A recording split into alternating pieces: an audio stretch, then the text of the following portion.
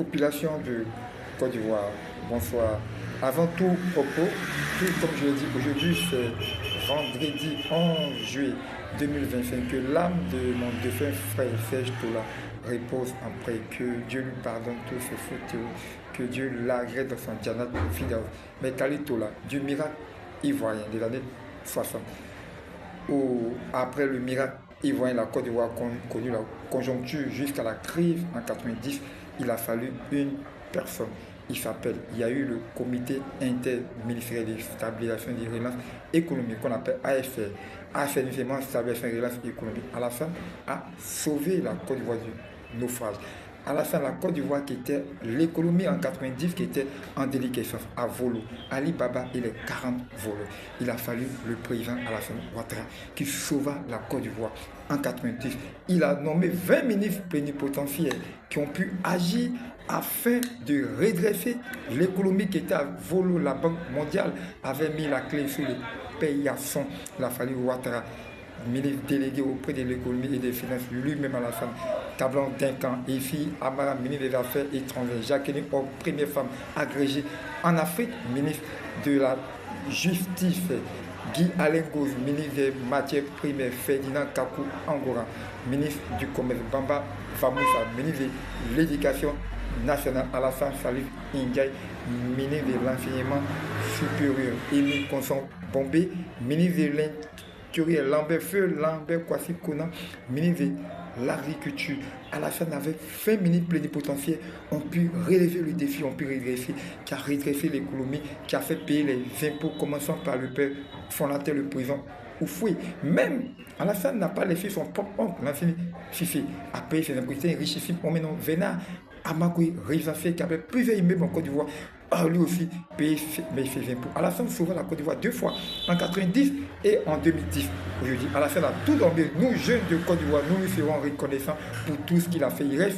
Il reste et demeure une cheville ouvrière, un label pour nos jeunes de Côte d'Ivoire, une épile dorsale pour la jeunesse. Alassane a tout donné. Mais la succession du président Ouattara, chère population, nous inquiète. Alassane part. Alassane est fatigué. Le président a tout donné, mais le président part. Qui pourrait être le successeur? Mais avant tout, propos. Nous, Kali Tola, influenceurs reconnus à travers la planète, la Côte d'Ivoire, partout, nous allons rendre hommage à un grand homme, une personnalité hors norme, Tiemogo Yadé, qui a été pendant plus de 30 ans le grand patron de la SGBFI de Côte d'Ivoire. Ce monsieur tapis dans l'ombre, un richissime homme honnête, sage, circonspect, béni, nobiliaire, noble. Tiemogo Yadé a aidé des milliers de personnes en Côte d'Ivoire. Il continue d'aider des gens tous les jours que Dieu passe. Tiemogo Yadé était musulman croyant, une personne hors norme, bénite, qui prie beaucoup, qui a pitié de l'homme, qui est chevaleresque, qui est altruiste, qui est laxiste. Il faut prier pour ce. Il faut rendre hommage à Tiemogo Yadé, une personnalité hors norme, technocrate, hors norme, qui a côtoyé le père fondateur qui était avec le président Oufoué, ainsi qu'aussi qui était en conciliabule avec le président Henri Konan Bédié, qui est resté fidèle au président Ouattara, qui était fidèle pour son obséquiosité auprès du président Ouattara. Il faut féliciter Tiemogo Yadé, un homme hors norme, intelligent, à cet âge qu'il est. Nous prions Allah Subhanahu wa Ta'ala qu'il accorde la longévité à Tiemogo Yadé, que Allah lui a tout donné, fils et terre, que Dieu lui pardonne tous ses péchés. Il a plus de 80 ans où il est, mais que Dieu l'épargne de tout malheur. Le supplie les anges bienfaiteurs du ciel pour qu'ils intercèdent auprès d'Allah pour sa bénédiction, pour tout ce que Tiemogo Yadé fait pour la Côte d'Ivoire. Qui pourra succéder au président Ouattara? Chose rocambolesque, chose aujourd'hui. Le peuple de Côte d'Ivoire s'interroge, tout le monde entier. Alassane est fatigué. Alassane, le président Ouattara, a tout donné à la Côte d'Ivoire. Mais Alassane a 3 successeurs plausibles, des successeurs plausibles. En l'occurrence, connaît Tiemogo Bailey, qui est le vice-président, Achille Patrick, qui était premier ministre, mais la primature l'a emporté. Achille Patrick, qui était bien parti présidentiel, mais l'affaire des EBP avec Dao Paulin a emporté Achille Patrick. Et il y a photocopie qui est tenue Brahima Ouattara. Mais aujourd'hui, des 3 successeurs, Achille Patrick, le vice-président, Tiemogo